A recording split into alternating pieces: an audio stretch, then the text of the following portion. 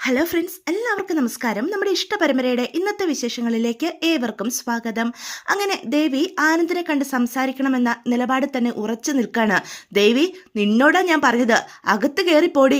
ഇനി ഇവിടുത്തെ കാര്യങ്ങളൊക്കെ തീരുമാനിക്കുന്നതേ ഈ ശ്രീകലയാ. നിനക്കാരെയും നഷ്ടപ്പെടാൻ പോകുന്നില്ല. നിന്റെ കാല് പിടിച്ചിട്ട് ദേവമംഗലത്തുള്ളവര് നിന്നെ കൂട്ടിക്കൊണ്ടു പോകുന്നത് ഞാൻ കാണിച്ചു തരാം. അമ്മ പറയുന്നത് നിനക്ക് മനസ്സിലാകുന്നുണ്ടോ? ഇനി ആരുടെ കാല് പിടിക്കാനായിട്ട് നീ അങ്ങോട്ട് പോകേണ്ട ഒരാവശ്യമില്ല. ഇതൊക്കെ എവിടെ പോയി അവസാനിക്കുമെന്ന് ഈ ശ്രീകല കാണിച്ചു തരാം. നിന്നോടാ ഞാൻ പറഞ്ഞത് അകത്ത് കയറി പോകാൻ എന്ന് പറയാം. അപ്പൊ പെട്ടെന്ന് ദേവി പറയും, ഇല്ല, എനിക്ക് ആനന്ദേട്ടനോട് സംസാരിക്കണം. ഞാൻ ചെയ്ത തെറ്റല്ലേ? ഞാൻ ആനന്ദേട്ടന്റെ കാല് വീണ് മാപ്പ് പറഞ്ഞിട്ടാണെങ്കിലും ഞാൻ പോവാ എന്ന് പറയും. നിന്നോടല്ലേ ഞാൻ പറഞ്ഞത്, ആരുടെയും കാല് പിടിക്കാനും മാപ്പ് പറയാനും ഒന്നും നീ ഇനി പോകേണ്ട ഒരാവശ്യമില്ല. അവര് ഇവിടെ വന്ന് നിന്നെ കൂട്ടിക്കൊണ്ടു പോകും. ദേ, ഈ ശ്രീകല ചിലതൊക്കെ മനസ്സിൽ കണക്ക് കൂട്ടിയിട്ടുണ്ട്. അതുപോലെ ഇനി കാര്യങ്ങൾ നടക്കൂ. നിന്നോടാ ഞാൻ പറഞ്ഞത് കയറി പോവാൻ. ദേ ഉദയേട്ട, ഇവളെ വിളിച്ചുകൊണ്ട് നിങ്ങൾ അകത്തേക്ക് കയറി പോകാനാ ഞാൻ പറഞ്ഞത് എന്ന് പറയാം. അപ്പൊ ശ്രീകലയുടെ ഈ ഭാവത്തിൽ ഉദയഭാനുവും ഒന്ന് ഭയന്ന് നിൽക്കണ. നിങ്ങളോട് രണ്ടുപേരോടും ഞാൻ പറഞ്ഞു അകത്ത് കയറി പോകാൻ. എന്ത് ചെയ്യണമെന്ന് എനിക്കറിയാം. ഇവിടെ ആർക്കും ആരെയും നഷ്ടപ്പെടാൻ പോകുന്നില്ല. അതിന് ശ്രീകലയോട്ട് അനുവദിക്കുകയില്ല എന്ന് അവർ വാശിയോടുകൂടി പറയാണ്.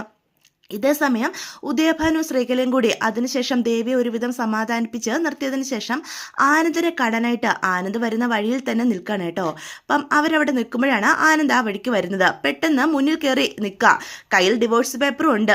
അപ്പം നമ്മുടെ ആനന്ദിന്റെ ഏകദേശം കാര്യങ്ങളൊക്കെ ബോധ്യപ്പെടുകയാണ്. താൻ അയച്ച വക്കീൽ നോട്ടീസ് ദേവിക്ക് കിട്ടി എന്ന് ആനന്ദിന് മനസ്സിലാവുക. അവരവിടെ നിൽക്കുന്ന കാണുന്ന ആനന്ദ് വണ്ടി നിർത്തുകയാണ് കേട്ടോ. എന്നിട്ട് അവരുടെ അടുത്തേക്ക് പോവാ. എന്താ ഇവിടെ ഒരു വഴി തടസ്സം എന്ന് ആനന്ദ് അവരോട് ചോദിക്കാം. പെട്ടെന്ന് ശ്രീകല ചോദിക്കും, എന്തുവാ ഇത്? അല്ല, വക്കീൽ നോട്ടീസ് മലയാളത്തിലാണല്ലോ എഴുതിയിരിക്കുന്നത്. മലയാളം വായിക്കാനും അറിയില്ലേ കോടീശ്വരനും ഭാര്യയ്ക്കും എന്ന് ആനന്ദ് അപ്പൊ ചോദിക്കുകയാണ്. നീ ഞങ്ങളെ കളിയാക്കുവാണോ എന്നപ്പോ ഉദയഭാനു ചോദിക്കൂ കേട്ടോ. എന്നിട്ട് പറയും, ഇത് വക്കീൽ നോട്ടീസ് ആണെന്നൊക്കെ ഞങ്ങൾക്ക് മനസ്സിലായി. ഇതിന്റെ ഉദ്ദേശം എന്താണെന്നാ ഞങ്ങൾ ചോദിച്ചത്. വക്കീൽ നോട്ടീസ് അയക്കുന്നതിന്റെ ഉദ്ദേശം എന്തായിരിക്കും? നിങ്ങളുടെ മോളും ആയിട്ടുള്ള സകല ബന്ധങ്ങളും ഞാനങ്ങ് അവസാനിക്കുന്നു, അത്ര തന്നെ. ആഹാ, അങ്ങനെയൊന്നും അവസാനിപ്പിച്ചിട്ട് പോകാൻ പറ്റത്തില്ല എന്ന് ശ്രീകല അപ്പൊ പറയാം. ഉദയഭാനു പറയും, മോനെ ആനന്ദേ, നമുക്ക് സമാധാനമായിട്ട് കാര്യങ്ങൾ സംസാരിച്ച് രമ്യതയിലെത്താം. രമ്യതയിലോ? എന്ത് രമ്യത? അല്ല, ഇനി എന്താണ് നിങ്ങളുമായിട്ട് ഞാൻ സംസാരിക്കാനുള്ളത്? അല്ലെങ്കിൽ തന്നെ ഞാൻ എന്തിനാ നിങ്ങളുമായിട്ടൊക്കെ സംസാരിക്കുന്നത്? നിങ്ങൾ ആരാ? എനിക്ക് പറയാനുള്ളതൊക്കെ എൻ്റെ വക്കീല് പറഞ്ഞിട്ടുണ്ട്. അവർ പറയുന്ന ദിവസം കൃത്യമായിട്ട് കോടതിയിലെത്തുക, ബന്ധം വേർപ്പെടുത്തുക, നിങ്ങൾ നിങ്ങളുടെ വഴിക്ക് പോകുക, അത്രേ ഉള്ളൂ എന്ന് പറയാം. അങ്ങനെ എടുത്തു ചാടി ഒരു തീരുമാനം എടുക്കാൻ അങ്ങ് വരട്ടെ. ഒന്നുകൂടി ഒന്ന് ആലോചിച്ചിട്ട് തീരുമാനിക്കുന്നതായിരിക്കും മോന് നല്ലത് എന്ന് ശ്രീകല പറയാ. ഭീഷണിപ്പെടുത്തുക? അങ്ങനെയെങ്കിൽ അങ്ങനെ എന്ന് അപ്പൊ ശ്രീകല പറയാ. ശ്രീകലെ, നീ എന്താ ഈ പറയുന്നത് എന്ന് ഉദയഭാനു ചോദിക്കാം. നിങ്ങളൊന്നും മിണ്ടാതിരിക്കുന്നുണ്ടോ മനുഷ്യ എന്നപ്പോ ചോദിക്കാം. ഇവനും ഇവന്റെ വീട്ടുകാരും ചേർന്ന് നമ്മളെ നമ്മുടെ മോളെയും വീട്ടിൽ നിന്ന് ഇറക്കി വിട്ടില്ലേ? എന്നിട്ടും നമ്മുടെ പെങ്കൊച്ചിന്റെ ഭാവി ഓർത്തിട്ടാ വേറൊരു വഴക്കിനും വക്കാലത്തിനും ഒന്നും നമ്മൾ ചെല്ലാത്തത്. എങ്ങനെ? അല്ല, നിങ്ങള് തിരിച്ചു പോയിന്നോ സമാധാനത്തോടെ? എൻ്റെ വീടിന്റെ മുന്നിൽ വെച്ച് നിങ്ങൾ കാണിച്ചു കൂട്ടിയതൊന്നുമേ ഞാൻ മറന്നിട്ടില്ല എന്ന് പറയാം. മോനെ, അന്ന് അങ്ങനെ ഒരു അബദ്ധം പറ്റിപ്പോയതാ എന്ന് ഉദയഭാനു പറയാം. മോനെ, ഞങ്ങളുടെ മോളുടെ ഭാവി നീ നശിപ്പിക്കരുത്. നീ ഇല്ലാതെ എൻ്റെ മോക്ക് ജീവിക്കാൻ പറ്റില്ല മോനെ എന്ന് പറയാം. എടാ മനുഷ്യ, നിങ്ങളുടെ മോളെ നിങ്ങളെപ്പോലെ തന്നെയാ എന്ന് ആനന്ദ് പറയാം. കള്ളം പറഞ്ഞും ചതിച്ചും ജീവിക്കുന്ന ഒരു പെണ്ണിനെ എനിക്ക് ഭാര്യയായിട്ട് ഇനി വേണ്ട എന്ന് തീർത്തു പറയാം. അങ്ങനെ ഒരാളുടെ കൂടെ ജീവിക്കാൻ എനിക്കിനി സാധിക്കില്ല. അതുകൊണ്ടാ ഈ ബന്ധം അവസാനിപ്പിക്കാൻ ഞാൻ തീരുമാനിച്ചത്. ഇത് നിന്റെ ഉറച്ച തീരുമാനമാണോ എന്ന് ശ്രീകല അപ്പ ചോദിക്കുക. അതെ, ഉറച്ച തീരുമാനം തന്നെയാ. എങ്കിലും ഇതിന് നീ ദുഃഖിക്കേണ്ടി വരും. ആഹാ, വീണ്ടും ഭീഷണിയാ എന്നപ്പോ ആനന്ദ് ചോദിക്കുക. അതേന്ന് വെച്ചോ, എന്നെ ഭീഷണിപ്പെടുത്താനേ നിങ്ങൾക്ക് എന്ത് അവകാശമുള്ളേ എന്ന് ആനന്ദ് അപ്പ ചോദിക്കുക. ദേ, എൻ്റെ മുന്നിൽ ഇങ്ങനെ വന്ന് നിൽക്കാനെങ്കിലും നിങ്ങൾക്ക് അല്പം നാണം ഉണ്ടോ എന്ന് വീണ്ടും ആനന്ദ് ചോദിക്കുക. എൻ്റെയോ എൻ്റെ അച്ഛൻ്റെയോ ഞങ്ങളുടെ ആരുടെയും മുന്നിൽ തലയുയർത്തി നിൽക്കാനുള്ള യോഗ്യത പോലും നിങ്ങൾക്കില്ല എന്ന് ആനന്ദ് പറയണം. എന്നിട്ട് എന്നെ ഭീഷണിപ്പെടുത്താൻ വന്നിരിക്കുന്നു. എടാ, അത് പിന്നെ എന്ന് പറഞ്ഞ് ശ്രീകല പറയാനായിട്ട് തുടങ്ങുക. ദേ മതി, ഞാനാദ്യം പറഞ്ഞ് തീരട്ടെ. ഞാനൊരു മാന്യനായതുകൊണ്ട് മാത്രം ഈ കാര്യം ഡിവോഴ്സിൽ അവസാനിപ്പിക്കാൻ തീരുമാനിച്ചത്. നടന്നത് തന്നെ എന്ന് ശ്രീകല പറയാ. എൻ്റെ സ്ഥാനത്ത് വേറെ ആരെങ്കിലും ആയിരുന്നെങ്കിലേ നിങ്ങൾ ഒരെണ്ണത്തിനെയും വെറുതെ വിടില്ലായിരുന്നു. ഇപ്പൊ പോലീസ് സ്റ്റേഷനിൽ കയറി ഇറങ്ങിയാനെ. നാട്ടുകാരെ മുഴുവനും പറ്റിച്ച് ജീവിക്കുന്ന ഒരു മനുഷ്യനാ നിങ്ങളുടെ ഈ ഭർത്താവ്. ഇയാളോട് ചോദിച്ചു നോക്ക്, ഇയാൾ ഈ ചെയ്യുന്നതിൻ്റെയൊക്കെ പ്രത്യാഘാതം എന്തായിരിക്കുമെന്ന് ആനന്ദ് പറയാ. ഒരു കുടുംബത്തെ മുഴുവനും പറ്റിച്ചിട്ട് നിങ്ങൾ നിങ്ങളുടെ മോളുടെ കല്യാണം നടത്തിയത്. അത് പോരാഞ്ഞിട്ട് ഞങ്ങളുടെ കടയിൽ വന്ന് മോഷണവും നടത്തി എന്ന് ആനന്ദ് പറയാം. മോനെ, അങ്ങനെ ഒരു അബദ്ധം എന്താ ഞാൻ പറയുന്നത് കള്ളമാണോടോ എന്ന് ആനന്ദ് ചോദിക്കുക. ആ വീഡിയോ ഉണ്ടല്ലോ, അതിപ്പോഴും എൻ്റെ ഫോണിലുണ്ട്, ഞാനത് ഡിലീറ്റ് ഒന്നും ചെയ്തിട്ടില്ല എന്ന് പറയാം. പോലീസ് സ്റ്റേഷനിൽ കൊണ്ട് കൊടുത്താലേ ഞങ്ങളുടെ കടയിൽ കയറി മോഷ്ടിച്ചത് ഇയാളാണെന്ന് പറഞ്ഞൊരു പരാതി കൊടുത്താൽ സകല തെളിവുകളോട് കൂടി പോലീസ് പിടിച്ചയാളെ അകത്തിടും. എന്താ അത് വേണോ എന്ന് ചോദിക്കുക. ഞാനത് ചെയ്യാത്തതേ എൻ്റെ മാന്യത. അയ്യോ മോനെ, അങ്ങനൊന്നും ചെയ്യല്ലേ എന്ന് ഉദയഭാനു പറയാണ്. ഇപ്പം ചെറുതായിട്ടേ ഒരു പേടി തോന്നുന്നുണ്ടല്ലേ എന്ന് ആനന്ദപ്പ ചോദിക്കുക. ഇത് മാത്രമല്ല, ഇനിയുണ്ട് ഒരുപാട് കാര്യങ്ങൾ. നിങ്ങളുടെ 10ാം ക്ലാസ്സുകാരിയായ മോളെ MA ലിറ്ററേച്ചർ എന്ന് പറഞ്ഞ് കള്ളം പറഞ്ഞിട്ടല്ലേ എന്നെ കൊണ്ട് കല്യാണം കഴിപ്പിച്ചത്. അതേ കള്ളം പറഞ്ഞ് അവളെ സ്കൂളിലും ജോലിക്ക് കയറ്റി. ഞാൻ ആ സ്കൂളുകാരെ കൊണ്ട് ഒരു പരാതി കൊടുപ്പിച്ചാലേ നിങ്ങളുടെ മോൾ അകത്തു പോകും, ഇയാൾ അകത്തു പോകും. വേണോ എന്ന് ചോദിക്കുക. ഇത്രയ്ക്കൊക്കെ തെളിവുകൾ നിങ്ങളെപ്പറ്റി എൻ്റെ കയ്യിലുണ്ടായിട്ട് എന്ത് ധൈര്യത്തിലാണ് നിങ്ങൾ എന്നോട് ചോദ്യം ചെയ്യാൻ വന്നേ എന്ന് ചോദിക്കുക. ദേ, മേലാൽ ഇതും പറഞ്ഞ് എൻ്റെ മുന്നിലേക്ക് വന്നേക്കരുത്. ഈ കാണുന്ന ആനന്ദായിരിക്കില്ല കാണുക. കോടതിയിലെ ഡിവോഴ്സ് കേസ് വിളിക്കുന്ന ദിവസം മര്യാദയ്ക്ക് മോളെ വിളിച്ചുകൊണ്ട് വന്നോണം. ഈ ബന്ധം ഏർപ്പെടുത്തി എന്നെ അതിൽ നിന്ന് മോചിപ്പിച്ചേക്കണം. എന്നെ എൻ്റെ വഴിക്ക് വിട്ടേക്കണം. അല്ലാതെ വീണ്ടും അവളെ ദേവമംഗലത്തേക്ക് എത്തിക്കാനുള്ള എന്തെങ്കിലും പ്ലാൻ തന്തേടൻ തള്ളയുടെ മനസ്സിലുണ്ടെങ്കിൽ അത് ഇപ്പോഴും അങ്ങ് മാറ്റിവെച്ചോ. ഒരിക്കലും നടക്കാൻ പോകുന്നില്ല. ക്ഷമിക്കാവുന്നതിൻ്റെ പരമാവധി ഞാൻ ക്ഷമിച്ചു. ഇനി ചിലപ്പോൾ ഞാൻ പ്രതികരിക്കുന്നതേ അത് വളരെ മോശമായിട്ടായിരിക്കും. അതൊന്ന് ഓർത്തു വെച്ചോ രണ്ടാളും. പിന്നെ എൻ്റെ കയ്യിൽ ഈ തെളിവുകൾ എപ്പോഴും ഉണ്ടെന്ന് ഓർക്കുന്നതും നല്ലതാ എന്ന് പറഞ്ഞിട്ട് ആനന്ദ് അവിടെ നിന്ന് പോവാണ് കേട്ടോ. ഇത്രയ്ക്കൊക്കെ ആനന്ദ് സംസാരിക്കുമെന്ന് ഉദയഭാനുവും ശ്രീകലയും തീരെ കരുതുന്നില്ല കേട്ടോ. ഇവനെ ഇങ്ങനെ വിട്ട പറ്റില്ല ഉദയേട്ട എന്ന് പറഞ്ഞ് ശ്രീകല അപ്പോൾ അവിടെ നിൽക്കുന്നുണ്ട്. പക്ഷെ ഇനിയും ആനന്ദിനോട് പറഞ്ഞിട്ട് കാര്യമില്ല എന്ന് ബോധ്യപ്പെടാം. അപ്പം തിരിച്ചു പോകുന്നതിന് മുന്നേ ആനന്ദ് ഒരിക്കൽ കൂടി ശ്രീകലയുടെ ഉദയഭാനുവിൻ്റെ അടുത്തേക്ക് ചെല്ലാം. നിങ്ങൾക്ക് ചെയ്യാൻ പറ്റുന്നതേ പോയി ചെയ്യുക, എനിക്ക് ചെയ്യാൻ പറ്റുന്നത് ഞാനും ചെയ്തോളാം എന്ന് ഒന്നുകൂടി പറഞ്ഞിട്ടാണ് കേട്ടോ ആനന്ദ് പോകുന്നത്. എന്തായാലും ആനന്ദിനെ അങ്ങനെ പെട്ടെന്നൊന്നും വെറുതെ വിടാൻ അവർ രണ്ടുപേരും ഉദ്ദേശിച്ചിട്ടില്ല. എനിക്ക് എന്തൊക്കെ ചെയ്യാൻ പറ്റുമെന്നേ ഞാൻ അവന് കാണിച്ചു കൊടുക്കാം എന്ന് ശ്രീകല അപ്പോൾ പറയാ. ശ്രീകല, നീ ഒന്ന് അടങ്ങ്. ഒരു പെങ്കൊച്ചിൻ്റെ ഭാവി തൊലച്ച് നമ്മൾ ഇത്രയും നാണം കെട്ട് നിൽക്കുമ്പം ഞാൻ അടങ്ങി നിൽക്കണമല്ലേ എന്ന് പറയാ. ഇനി അതുണ്ടാവില്ല. അവൻ അത്രയ്ക്കായോ? അവൻ ഈ ബന്ധം വേർപ്പെടുത്തുന്നതേ എനിക്കൊന്ന് കാണണം. എൻ്റെ പൊന്നു ശ്രീകലെ, തെളിവുകളൊക്കെ നമുക്ക് എതിരാണ്. ആ തെളിവുകളെല്ലാം അവൻ്റെ കയ്യിലുണ്ട്. ആ തെളിവെങ്ങാനും അവൻ പോലീസ് കൊടുത്താലുണ്ടല്ലോ ഞാൻ അകത്താണ്. സ്കൂളുകാർ സാക്ഷി പറഞ്ഞാലേ ദേവിമോളും അകത്താകും, ചിലപ്പോൾ നീയും കുടുങ്ങും എന്ന് പറയാ.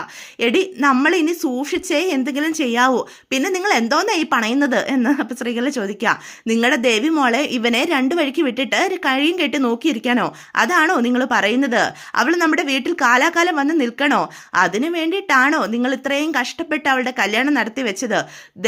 നിങ്ങൾക്ക് ബോധവും ബുദ്ധിയൊന്നും ഇല്ലേ മനുഷ്യ? ഇവിടെ നമ്മൾ തോറ്റു കൊടുക്കാൻ പാടില്ല. ഈ ഡിവോഴ്സ് നടന്ന ആനന്ദ ദേവിയെ ഉപേക്ഷിച്ച നമ്മുടെ വിദ്യമോളുടെ കല്യാണം പിന്നെ ഒരിക്കലും നടക്കാൻ പോകുന്നില്ല.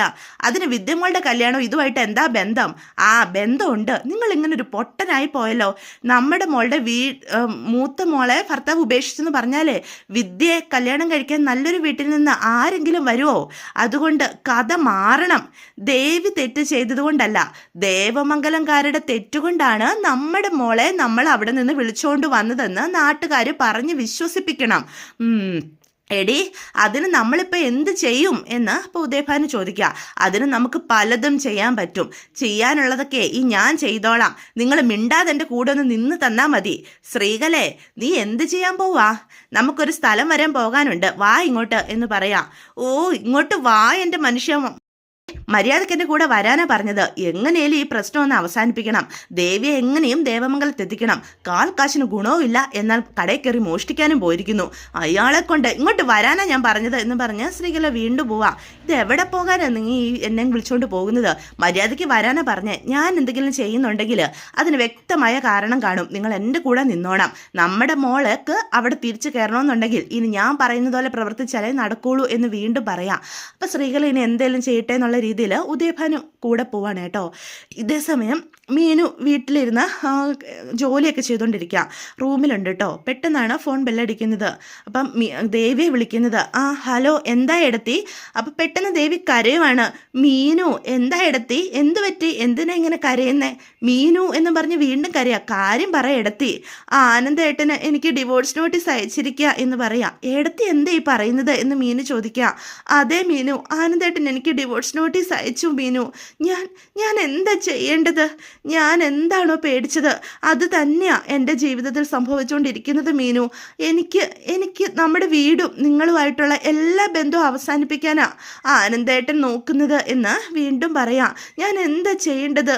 നമ്മൾ ഇനി എന്ത് ചെയ്യും? എനിക്ക് നിങ്ങളാരും ഇല്ലാതെ ജീവിക്കാൻ പറ്റില്ല എന്ന് പറയാം. എഴുത്തി ഒന്ന് സമാധാനിക്ക്. ഞാൻ ഇപ്പോഴാണ് അറിയുന്നത് ഡിവോഴ്സ് നോട്ടീസ് അയക്കുന്ന കാര്യം ഇവിടെ സംസാരിച്ചിരുന്നു. പക്ഷേ ഇത്ര പെട്ടെന്നത് അയക്കുമെന്ന് ഞങ്ങൾ ആരും കരുതിയിരുന്നില്ല. ഞങ്ങളോടൊന്നും പറഞ്ഞിട്ടുമില്ല. ഞാൻ ആനന്ദേട്ടനെ കാണാൻ അങ്ങോട്ട് ഇറങ്ങിയതാ. പക്ഷെ അച്ഛനും അമ്മയും കൂടി എന്നെ തടഞ്ഞതാ. ഇല്ലായിരുന്നെങ്കിൽ ഞാൻ ഇപ്പം അങ്ങോട്ട് എത്തുമായിരുന്നു.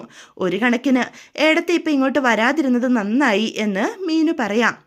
അന്നത്തെ പോലെ വീണ്ടും ഓരോരോ പ്രശ്നങ്ങളായാലോ? ഇപ്പം എല്ലാത്തരുടെയും മനസ്സ് ആകെ കലങ്ങി മറിഞ്ഞു കിടക്കുക. ഇടത്തിങ്ങോട്ട് വരാതിരുന്നതാണ് നന്നായത്. അങ്ങോട്ട് വരാതെ പിന്നെ ഞാൻ എങ്ങോട്ട് പോകാനേ മീനു എന്ന് ദേവി ചോദിക്കുക. എന്തെങ്കിലും ഒരു വഴി ഉണ്ടാവും. ഡിവോഴ്സ് നോട്ടീസ് കിട്ടിയപ്പം അങ്കിളുടെ ആൻറ്റിയുടെയും പ്രതികരണം എന്തായിരുന്നു എന്ന് മീനു ചോദിക്കുക. എന്താ അവരുടെ തീരുമാനം? അറിയില്ല.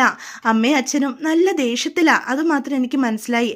എന്നോട് ദേവമംഗലത്തേക്ക് പോകണ്ടെന്നും പറഞ്ഞു. എനിക്കൊന്നും അറിയില്ല മീനു. എന്നെ ദേവമംഗലത്തേക്ക് തിരിച്ചെത്തിക്കുമെന്നാണ് അമ്മ പറയുന്നത്. പക്ഷേ അതെങ്ങനെ നടക്കുമെന്ന് സത്യമായിട്ടും എനിക്കറിയില്ല. എനിക്കൊന്നും അറിയില്ല. ഇപ്പം നീയും പറയുന്നു അങ്ങനെയാ. എനിക്കെന്ത് ചെയ്യണ്ടേ? പക്ഷെ എങ്ങനെയാ? നാളെയോ മറ്റന്നാളോ ഏട്ടനെയും കൂട്ടി ഇങ്ങോട്ട് വരാനായിരിക്കും അച്ഛൻ്റെ അമ്മയുടെയും പ്ലാൻ എന്ന് പറയാം. അങ്ങനെ എന്തെങ്കിലും അവർ പറഞ്ഞോ എന്ന് ചോദിക്കുക.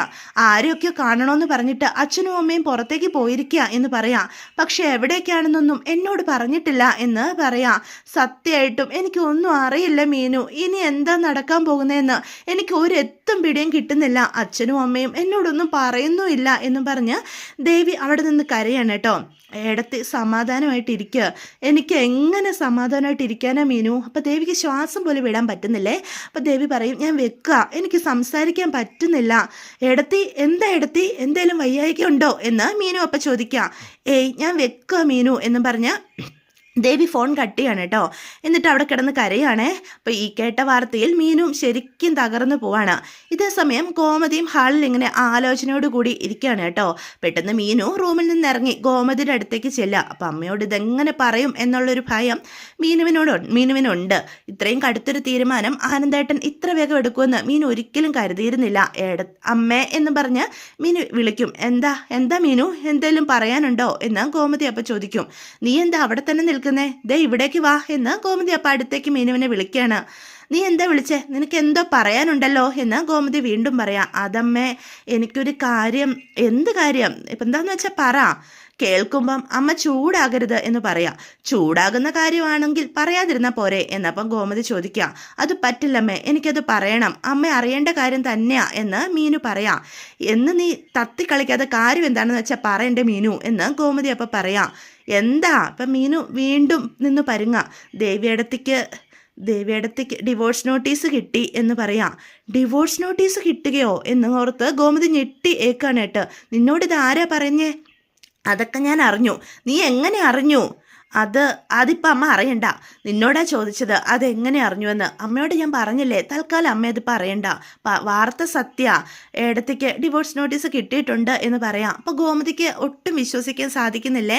അങ്ങനെ ഡിവോഴ്സ് ഒന്നും ഗോമതിയുടെ മനസ്സിൽ പോലും ഉണ്ടായിരുന്നില്ല കേട്ടോ. എന്നെങ്കിലും ദേവിയുടെ ക്ഷമിച്ച് കൂട്ടിക്കൊണ്ട് വരണമെന്ന് തന്നെയാണ് ഗോമതിയുടെ മനസ്സിലും ഉണ്ടായിരുന്നതെന്ന് തോന്നുന്നു. അപ്പോൾ ഗോമതിയാണെങ്കിൽ കരഞ്ഞോട്ട് നിൽക്കുക. ഗോമതിയുടെ മനസ്സിൽ എന്താണെന്ന് മനസ്സിലാകാതെ മീനു ഗോമതിയെ തന്നെ നോക്കി നിൽക്കുക. കിട്ടിയെങ്കിൽ കിട്ടി എന്ന് ഗോമതി പറയാം. അമ്മ എന്താ ഇങ്ങനെ ഈ പറയുന്നേ? പിന്നെ ഞാൻ എന്താ മീനു പറയണ്ടേ എന്ന് ചോദിക്കാം. ഒരുമിച്ച് ജീവിക്കണോ പിരിയണം, അതൊക്കെ അവർ വേണ്ടേ തീരുമാനിക്കാൻ. അമ്മ ശരിക്കും പറഞ്ഞതാണോ അമ്മേ? പിന്നെ ഞാൻ എന്താ പറയേണ്ടത് എന്ന് ഗോമതി ചോദിക്കാം. അമ്മയ്ക്കതിൽ ഒരു വിഷമവും ഇല്ലേ? അപ്പം പെട്ടെന്ന് ഗോമതി മുഖം തിരിക്കുക. വിഷമവും ഇല്ലെന്ന് ഞാൻ പറഞ്ഞോ? പക്ഷെ വിഷമിച്ചതുകൊണ്ട് നടന്നതൊക്കെ ഇല്ലാതാവോ എന്ന് ചോദിക്കാം. അമ്മേ, എന്നാലും അവളെ ഞാൻ എത്ര വിശ്വസിച്ചതാണെന്ന് നിനക്കും അറിയാവുന്നതല്ലേ എന്ന് ഗോമതി പറയാം. മരുമകളായിട്ടല്ല, എൻ്റെ സ്വന്തം മോളായിട്ടാ ഞാൻ അവളെ കണ്ടത്. അതിനുള്ളത് അവൾ എനിക്ക് തരികയും ചെയ്തു. എന്നിട്ടും ഒരു വാക്ക് അവൾ എന്നോട് പറഞ്ഞിട്ടില്ല എന്ന് പറയാം. എല്ലാം മറച്ചു വെച്ചു, 100 കള്ളങ്ങൾ പറഞ്ഞു. ദേവി അടുത്തേക്ക് പേടിയായിരിക്കും അമ്മേ എന്ന് പറയോ. ആരെ, എന്നെയോ എന്ന് ഗോമതി അപ്പ ചോദിക്കാം. സ്വന്തം കുടുംബം എന്ന് കരുതിയ നമ്മളെ പേടിച്ചിട്ടാണോ അവള് കള്ളം പറഞ്ഞത്? എടുത്ത് ചെയ്തത് ശരിയാണെന്ന് ഞാൻ പറയുന്നില്ല.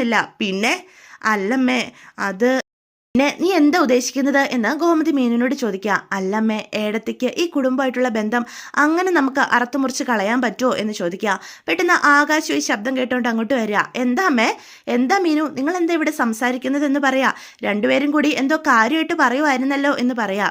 ആനന്ദേട്ടൻ ദേവിയടത്തേക്ക് ഡിവോഴ്സ് നോട്ടീസ് അയച്ചു എന്ന് പറയാം. ഓ, അതായിരുന്നോ എന്ന് ആകാശ് പറയും. അയച്ചോ എന്ന് വീണ്ടും പറയാം. ആകാശ് എന്താ ഇക്കാര്യത്തിൽ നിസ്സാരമായിട്ട് ഇങ്ങനെ പറയുന്നേ? നിങ്ങൾക്കൊക്കെ ഇത് ഇത്ര നിസ്സാരമാണോ? പിന്നല്ലാതെ, ആനന്ദേട്ടന് അവരോടൊപ്പം ജീവിക്കാൻ താല്പര്യമില്ലാത്തത് കൊണ്ട് ബന്ധം വേർപ്പെടുത്തുന്നു. അത് ആനന്ദേട്ടന്റെ ശരിയാ. ആകാശ് ഇപ്പൊ പറഞ്ഞതുപോലെ അത്ര എളുപ്പമൊന്നും അല്ല ഡിവോഴ്സ് എന്ന് പറയാം. എളുപ്പമാണെന്ന് ഞാനും പറഞ്ഞില്ലല്ലോ. കുറച്ചു കാലം രണ്ടുപേർക്കും ഒരു ബുദ്ധിമുട്ടുണ്ടാകും. പിന്നെ രണ്ടുപേരും അതുമായിട്ടങ്ങ് പൊരുത്തപ്പെട്ടോലും. ഇത്ര പെട്ടെന്ന് ഇങ്ങനെ ഒരു തീരുമാനം എടുക്കേണ്ടിയിരുന്നോ? ദേ മീനു, ഏട്ടന് ശരിയായിട്ട് തോന്നിയ കാര്യമാ ഏട്ടൻ ചെയ്തേ. നമ്മൾ അതിൽ അഭിപ്രായം പറയാൻ നിൽക്കണ്ട എന്ന് പറയാം. ആകാശേ, ആനന്ദേട്ടനോട് നമുക്കൊന്ന് സംസാരിച്ചൂടെ എന്ന് ചോദിക്കാം. എന്ത് സംസാരിക്കാൻ? എന്താ നീ ഉദ്ദേശിക്കുന്ന മീനു? ഇത്ര പെട്ടെന്ന് ബന്ധം അവസാനിപ്പിക്കേണ്ടെന്ന് പെട്ടെന്നോ എന്ന് ആകാശപ്പ ചോദിക്കുകയാണ്. അപ്പൊ ഗോമതി ഒന്നും പറയാതെ നിൽക്കുകയാണ് കേട്ടോ. ദേ മീനു, ഏട്ടൻ എന്തൊക്കെ അനുഭവിച്ചു എന്ന് നീ കണ്ടതല്ലേ എന്ന് ചോദിക്കുക. കണ്ടു, അതൊന്നും ഞാൻ മറന്നിട്ടല്ല ഈ പറയുന്നത്. എന്നിട്ട് വീണ്ടും ഏട്ടനോടും ഏടത്തിയുടെ കാര്യം പറഞ്ഞുകൊണ്ട് ചെല്ലാൻ പോവാണോ നീ എന്ന് ചോദിക്കുക. ഞാൻ ദേവിയേടത്തിയുടെ ഭാഗം മാത്രം പറയുന്നതല്ല, പിന്നെ എന്ന് ചോദിക്കുക. രണ്ടുപേരും വേദനിക്കുന്നുണ്ടല്ലോ, അവരെന്തിനാ ഇങ്ങനെ സ്വയം വേദനിക്കുന്നേ? ഒരിക്കൽ കൂടി സംസാരിച്ചാൽ എന്ന് മീനു പറയാം. ദേ, ഇനിയും ഈ കാര്യത്തിൽ എന്ത് സംസാരിക്കാനാ നിനക്ക് എന്ന് ചോദിക്കാം. അപ്പം മീനു ആകാശിന്റെ അടുത്തേക്ക് വരിക. ആകാശേ, അതല്ല മീനു, ദേ ഞാൻ നിന്നോടൊരു കാര്യം പറഞ്ഞേക്കാം. ഏട്ടൻ എന്തൊക്കെ അനുഭവിച്ചു എന്ന് നമുക്കറിയാലോ. ഇനിയും അതേ അവസ്ഥയിൽ ഏട്ടനെ എത്തിക്കണമെന്നാണോ നീ പറയുന്നത്? അങ്ങനെ പറഞ്ഞതല്ല. പിന്നെ നീ എന്താ ഉദ്ദേശിക്കുന്നത്? ഏട്ടനെടുത്ത തീരുമാനത്തെ നമ്മൾ എന്തിനു മാറ്റണം എന്ന് ചോദിക്കാം. ആകാശേ, ദേവിയടുത്തേക്ക് ആനന്ദേട്ടനെ വിട്ട് വേറൊരു ജീവിതമില്ല എന്ന് പറയാം. അത് നീയോ ഞാനോ അല്ലല്ലോ തീരുമാനിക്കേണ്ടത് എന്ന് ആകാശം മീനുവിനോട് ചോദിക്കുക. അത് അവരുടെ വ്യക്തിപരമായ കാര്യമല്ലേ. ഇക്കാര്യത്തിൽ ഏട്ടൻ എന്ത് തീരുമാനിച്ചാലും ഏട്ടൻ്റെ കൂടെ ഞാൻ നിൽക്കും. അതിനർത്ഥം ഡിവോഴ്സ് തന്നെയാ ശരിയെന്നാണോ പറയുന്നത്? ശരിയാണോ തെറ്റാണെന്നൊന്നും എനിക്കറിയില്ല. പക്ഷേ ഏട്ടന് സമാധാനം കിട്ടുന്ന കാര്യം എന്താണോ അത് ചെയ്യട്ടെ, അതിനൊപ്പം ഞാൻ നിൽക്കും, അത്രേ ഞാൻ പറഞ്ഞുള്ളൂ എന്ന് പറയാം. അപ്പം മീനു വീണ്ടും ഗോമതിയുടെ അടുത്തേക്ക് ചെല്ലുക. അമ്മയെങ്കിലും ആനന്ദേട്ടനോടൊന്ന് സംസാരിക്കുക. അമ്മ പറഞ്ഞ ആനന്ദേട്ടൻ കേൾക്കും. അമ്മ സംസാരിക്കുക അമ്മേ, പ്ലീസ് എന്ന് പറയാം. ദേ അമ്മേ, വേണ്ട, ഏട്ടൻ ഒരുപാട് ആലോചിച്ചിട്ടായിരിക്കും ഈ തീരുമാനം എടുത്തത് എന്ന് ആകാശ് പറയാം. ഒന്നും മിണ്ടാതിരിക്കൂ ആകാശേ. ദേ, നീ വെറുതെ ഇതിൽ ഇടപെടണ്ട. ഞാൻ വെറുതെ ഇടപെടുന്നതല്ല. ദേ മീനു എന്ന് പറഞ്ഞ് ആകാശപ്പം ദേഷ്യപ്പെടും. മതി, രണ്ടുപേരും നിർത്ത എന്ന് ഗോമതി പറയാ. ആനന്ദന് ശരിയെന്ന് തോന്നുന്നത് അവൻ ചെയ്യട്ടെ, അതിന് ആരെ എതിർക്കേണ്ട ഒരു കാര്യമില്ല. ഇത്രയും കാലം അവന്റെ ജീവിതം തീരുമാനിച്ചത് മറ്റുള്ളവരല്ലേ. ഇനി അത് വേണ്ട, ഇനി അവന്റെ ജീവിതം അവൻ തന്നെ തീരുമാനിക്കട്ടെ എന്ന് ഗോമതി പറയാ. അവന്റെ ജീവിതം എങ്ങനെ വേണമെന്ന് അവൻ തന്നെ തീരുമാനിക്കട്ടെ, അതിൽ ആരും ഇടപെടാൻ ചെല്ലണ്ട എന്ന് തീർത്തു പറയാണ് ഗോമതി. എനിക്കിനി ഇതേക്കുറിച്ച് ഒന്നും അറിയുകയും വേണ്ട എന്ന് പറഞ്ഞിട്ട് ഗോമതി അകത്തേക്ക് കയറി പോവാണ്. അപ്പൊ ഗോമതിയുടെ ആ പ്രതികരണത്തിൽ ശരിക്കും മീനു ഞെട്ടിപ്പോവാണ് കേട്ടോ. അപ്പൊ മീനുവിന്റെ അടുത്തേക്ക് ആകാശ് ചെല്ലുക. ദേ മീനു, ഞാനൊരു കാര്യം പറഞ്ഞേക്കാം. അമ്മ പറഞ്ഞതാ ശരി. ഏട്ടന്റെ വഴിക്ക് വിട്ടേക്കണം. നിനക്ക് ഞാൻ പറയുന്നത് മനസ്സിലാവുന്നുണ്ടോ? നീ ഇനി അതിൽ തലയിടാൻ പോകണ്ട. ഞാൻ തീർത്തു പറയുക, മനസ്സിലാവുന്നുണ്ടോ ഞാൻ പറഞ്ഞത്? ഏട്ടനറിയാം എന്താ ചെയ്യേണ്ടതെന്ന്. ഇത് ഏട്ടന്റെ ജീവിതമാ, അതിൽ കൂടുതൽ അഭിപ്രായം പറയാൻ നീ നിൽക്കണ്ട എന്ന് ആനന്ദ് മീനുവിനോട് പറയണം. പക്ഷെ മീനുവിന് ഇതൊന്നും ഉൾക്കൊള്ളാൻ പോലും സാധിക്കുന്നില്ല കേട്ടോ. എങ്ങനെയും ദേവിയെ സഹായിക്കണം എന്നൊരു മനസ്സോടുകൂടി തന്നെയാണ് നമ്മുടെ മീനു നിൽക്കുന്നത്. ഇതേ സമയം ശ്രീകല ഉദയഭാനും കൂടി പോലീസ് സ്റ്റേഷനിലേക്കാണ് നേരെ ചെല്ലുന്നത്. ശ്രീകലെ, നമ്മൾ എന്തിനാ ഇങ്ങോട്ട് വന്നത്? ആൾക്കാരെന്തിനാ പോലീസ് സ്റ്റേഷനിൽ വരുന്നത്? സിനിമ കാണാനല്ലല്ലോ, പരാതി കൊടുക്കാനല്ലേ വരുന്നത്. പരാതിയോ? ആർക്കെതിരെ? ഓ, ദേവമംഗലംകാർക്കെതിരെ. ദേ ശ്രീകലെ, വേണ്ട. എന്ത് വേണ്ടാന്ന്? നീ എന്ത് പറഞ്ഞാ പരാതി കൊടുക്കാൻ പോകുന്നേ? ദേ കള്ളം കാണിച്ചതെന്ന് നമ്മുടെ മോളെ ദേവമംഗലംകാർ വീട്ടിൽ നിന്ന് ഇറക്കി വിട്ടെന്നും പറഞ്ഞോ? എടാ മനുഷ്യ, ഗാർഹിക പീഡനം എന്നും പറഞ്ഞൊരു വകുപ്പുണ്ട്. സ്ത്രീകളുടെ ദേഹത്ത് കൈവച്ചാല് വലിയ കേസാ. അതിന് നീ ദേവിമോളെ ഉപദ്രവിച്ചു എന്നും പറഞ്ഞാണോ പരാതി കൊടുക്കാൻ പോകുന്നേ? ദേ നിങ്ങളൊരു പൊട്ടനായി പോയല്ലോ. എടി അങ്ങനെ ഒന്നും നടന്നിട്ടില്ലല്ലോ. ഒന്ന് മിണ്ടാതിരിക്കും മനുഷ്യ. നടക്കാത്തതും ഒക്കെ അന്വേഷിക്കേണ്ടതേ പോലീസാ, അതല്ലല്ലോ സ്ത്രീകളെ. നടക്കാത്ത കാര്യം നടന്നു പറഞ്ഞത് കള്ളപ്പരാതി ആകില്ലേ? എൻ്റെ മനുഷ്യ, പോലീസ് സ്റ്റേഷന്റെ മുന്നിൽ നിന്നിട്ട് കള്ളപ്പരാതി എന്ന് വിളിച്ചു കൂവല്ലേ? നമുക്കെതിരെ തിരിഞ്ഞു കഴിഞ്ഞാൽ നമ്മൾ എന്ത് ചെയ്യും? ഇതെല്ലാം അതൊക്കെ നമുക്ക് അപ്പം നോക്കാം. നിങ്ങൾ മര്യാദയ്ക്ക് എൻ്റെ കൂടെ വന്നോ, ഒരു പ്രശ്നം ഉണ്ടാകാൻ പോകുന്നില്ല. എല്ലാത്തിനെയും പോലീസ് സ്റ്റേഷനിൽ കയറ്റണം, അവരൊന്ന് ഭയപ്പെടണം എന്ന് സ്ത്രീകളെ ഉറച്ചു പറയണം. അതോടുകൂടി ഇന്നത്തെ എപ്പിസോഡ് അവസാനിക്കുകയാണ്. അപ്പോൾ ഇതൊക്കെയാണ് ഇന്നത്തെ വിശേഷങ്ങൾ. വീഡിയോ ഇഷ്ടപ്പെടുവാണെങ്കിൽ ചാനൽ ഒന്ന് സബ്സ്ക്രൈബ് ചെയ്യാൻ മറന്നു പോകരുത്. ലൈക്ക് ചെയ്യാനും ഹൈപ്പ് ചെയ്യാനൊന്നും ആരും മറക്കരുത് കേട്ടോ. അപ്പോൾ എല്ലാവർക്കും